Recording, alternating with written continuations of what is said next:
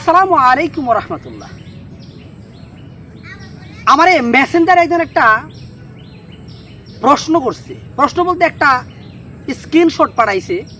ওই স্ক্রিনশটের মধ্যে লেখা যে ভাই, নারীদের কষ্ট নিয়ে কিছু কথা বলেন। তারা যে ঘরের মধ্যে সারাদিন কাজ করে, প্রচুর পরিমাণ পরিশ্রম করে ঘরের মধ্যে, তারপরেও তার স্বামীর কাছ থেকে সে কোনো মূল্যায়ন পায় না। তারপরও বলে যে তার কোনো ঘরের মধ্যে কোনো কাজ কাম নাই, তুমি কোনো কাজ কাম করো না, হ্যাঁ আমরা সারাদিন কত বাইরে পরিশ্রম করি, মানে ইত্যাদি ইত্যাদি এরকম কিছু কথা একটা একটা ছবি আর কি, তাতে স্ক্রিনশটের মাধ্যমে লেখা, সে আমাকে এটা পাঠাইছে। তো এটা পড়ার পর আমার অনেক খারাপ লাগছে, দেখার পর অনেক খারাপ লাগছে। তো ভাবলাম যে এই বিষয়ে কিছু কথা বলি। দেখেন, আপনি যদি কোনো ফ্যাক্টরিতে চাকরি করেন, আপনার কিন্তু একটা সাপ্তাহিক অফ ডে আছে, যেটাকে আমরা ডে অফ বলি, বা একটা ছুটির দিন আছে। কিন্তু আপনার স্ত্রীর কিন্তু কোনো ছুটির দিন নাই। আপনি বাহিরে কাজ করেন, ঘরের বাইরে কাজ করেন, আপনি ঘরের বাইরে কাজ করতে যেয়ে কিন্তু আপনি যেখানে কাজ করেন এখানে কিন্তু বিশ্রাম করতে পারেন, একটু বসতে পারেন, বা অনেক সময় কাজ থাকে না। যেভাবেই হোক আপনি একটা অবস্থানে থাকেন, আল্লাহ আপনাকে এভাবে তৈরি করছে। আর ঘরের মধ্যে যে নারী কাজ করে, সে ঘরটাকে কি পরিমাণ গুছগাছ করে কতটুকু সুন্দর করে রাখে, এটা যদি ওই নারী যদি ঘরে একদিন না থাকে, আপনি নিজে যদি করা লাগে, তাহলে আপনি বুঝবেন যে সে কি পরিমাণ পরিশ্রম করে। আর সেই সাথে তার যদি এরকম ছোটোখাটো একটা ট্যাপ থাকে, একটা ক্যাসেট, একটা সন্তান যদি থাকে, তাহলে তো আপনি আরও বুঝবেন তার পরিশ্রম এবং তার কষ্ট যে কি পরিমাণ। কোরআন এবং হাদিসের আলোকে এরকম কিছু কথাও আপনারা জানতে পারবেন যে কোনো পুরুষ তার স্ত্রীকে তার গায়ের জামাটা খুলে তার কাছে ডিল দিয়ে বলতে পারবে না যে এটা ধুয়ে দে, এটা ধৌত করে দে, এরকম সে বলতে পারবে না। আরে এইটা তো অনেক পরের কথা। একজন মা যে তার সন্তানকে বুকের দুধ পান করায়, ওই মা যদি বলে তার স্বামীরে যে আজকে থেকে তোমার সন্তানরে আমি দুধ পান করাবো না, তাহলে স্বামীরও কোনো জোর জবরদস্তি নাই তার স্ত্রীকে বাধ্য করা যায় বাচ্চারে দুধ খাওয়া। এটা সে করতে পারবে না। কত সেন্সিটিভ ব্যাপার, চিন্তা করছেন? স্ত্রী যদি বলে যে আমি বাচ্চারে দুধ খাওয়াবো, আমার টাকা দিতে হইব, তাহলে স্বামীর সেটাই করতে হবে। আল্লাহ সুবহানাহু ওয়া তাআলা একজন নারীকে এত সম্মান, এত মর্যাদা দিয়েছেন। একজন নারী সে ঘরের মধ্যে যে পরিমাণ পরিশ্রম করে, সে যদি ঘরের মধ্যে না থাকে, এই কাজগুলো যদি কোনো পুরুষের করা লাগে, তখন সে বুঝে যে ঘরের মধ্যে নারীর প্রয়োজনীয়তা কতটুকু। আপনি শুধু শুধু আপনার স্ত্রীর সাথে খারাপ ব্যবহার করতে পারেন না। আপনি শুধু শুধু অনর্থক তার সাথে খারাপ ব্যবহার করতে পারেন না, তাকে গালিগালাজ করতে পারেন না। তার আত্মীয় স্বজন, পাড়া প্রতিবেশী, তার মা বাবাকে তুলে আপনি গালিগালাজ করতে পারেন না। আপনি যদি সব দিক থেকে বিবেচনা করেন, সুন্দর চোখ দিয়ে যদি আপনি ভালো করে তাকিয়ে দেখেন যে কি পরিমাণ কষ্ট সে আপনার জন্য করে। একটা মেয়ে মানুষ যে কিনা তার নিজের পরিবারের কাছে সে হয়তো রাজরানী ছিল, সে সব কিছু ছেড়ে দিয়ে সে আপনার কাছে চলে আসছে, আপনার কাছে আসছে, আপনাকে চিনতো না, জানতো না, আপনাকে সে আপন করে নিয়েছে। কিছু হইতে আপনি তার সাথে খারাপ ব্যবহার করেন, তার মা বাবা তুলে গালি দেন। আপনি যখন বাহিরে কারোর সাথে যখন ঝগড়া লাগেন, তখন অন্য কোনো মানুষ যদি আপনার মা বাবা তুলে গালি দেয়, তখন আপনি কিন্তু তাকে মারতে যান, তাকে বড় ধরনের ঝগড়া ফাসাদ তৈরি করতে যান। তাহলে একজন নারী তো এমনি অসহায়, সে আপনার ঘরের মধ্যে থাকে, আপনি যদি তার মা বাবাকে তুলে দিয়ে গালিগালাজ করেন, তাহলে তার কষ্টটা কেমন হবে? তো যারা এই কাজটা করেন, এটা করবেন না। ওই যে বললাম না যে আপনি চাইলেই যা ইচ্ছা তা করতে পারবেন না, কারণ এতটুকু অধিকার আল্লাহ আপনাকে দেয় নাই। হ্যাঁ, তবে আপনি পারবেন। কি পারবেন?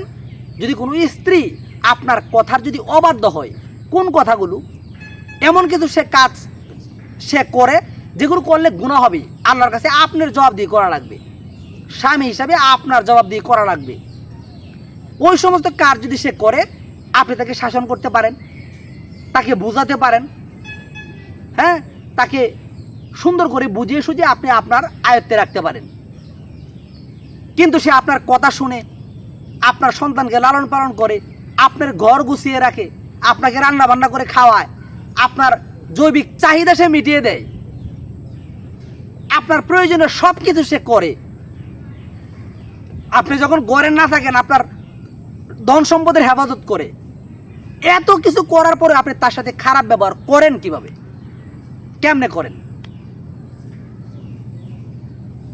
বাহিরের থেকে হুট করে আসলেন, ঘামে ভেজা কাপড় খুললে ডিল মেরে দিয়ে দিলেন স্ত্রীকে, এটা ধুয়ে দে।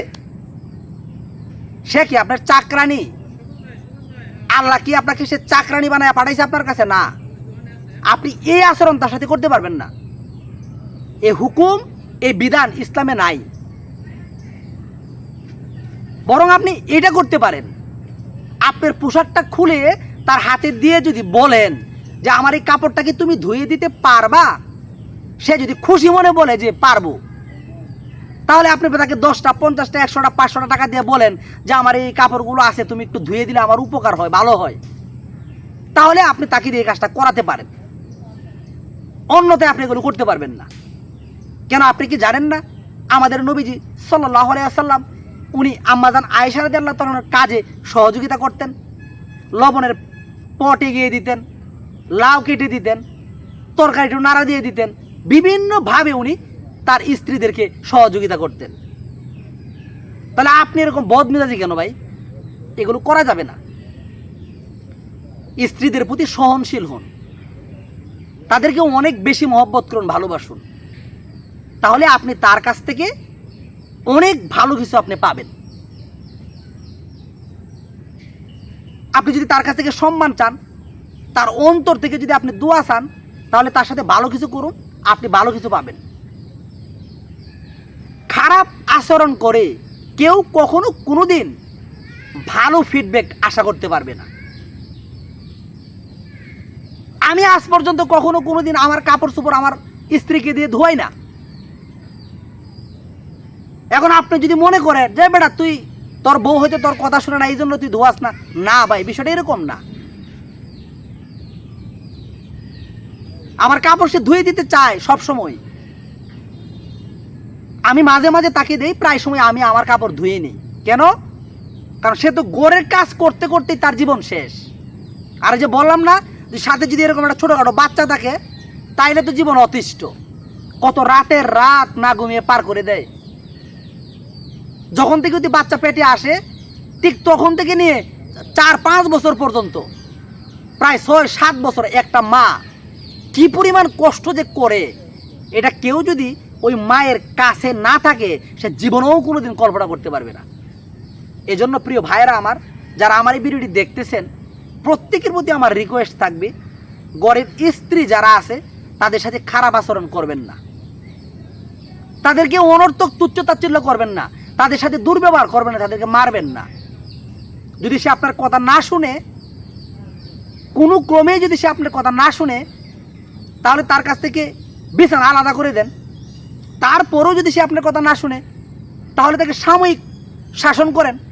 তারপরেও যদি আপনার স্ত্রী আপনার কথা না শুনে, তাহলে স্ত্রীর পক্ষ থেকে 2-3 জন, আপনার পক্ষ থেকে 2-3 জন নিয়ে এটা মিলমিশ করেন।